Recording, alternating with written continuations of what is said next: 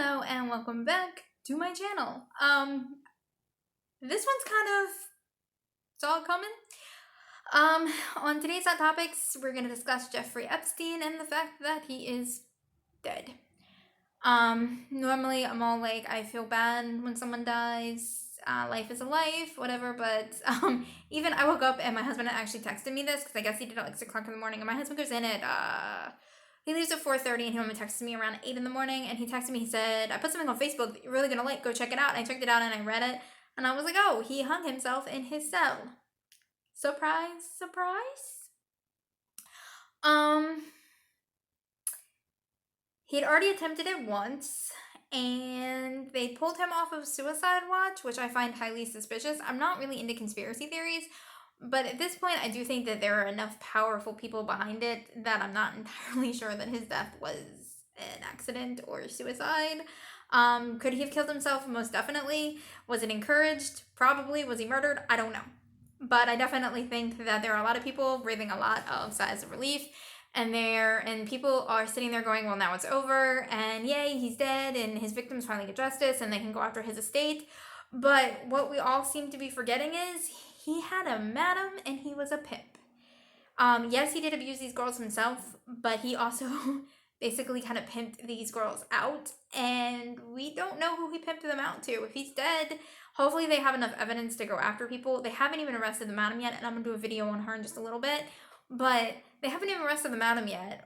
There's been no other like people connected. There are girls coming out and telling their stories of like Prince Andrew, and then they're going after President Trump and former President Bill Clinton, and there's a whole lot of rumors and speculation, but nothing's really being done about it as far as I can tell in the background, and I'm very concerned with his death that they're just going to sweep all of this under the rug, and a lot of people that did a lot of bad things are gonna get away with it. Let's be honest, if they don't have Jeffrey Epstein, they don't really have that much case unless they go after his girlfriend, his ex-girlfriend. But she hasn't been charged yet. It's been, a month, and she hasn't been charged yet, and these girls have clearly said that she was there, and I hate when people use the word recruiter. She was not a recruiter. She was a groomer. She groomed these girls for his abuse. She groomed these girls for everything that was going on.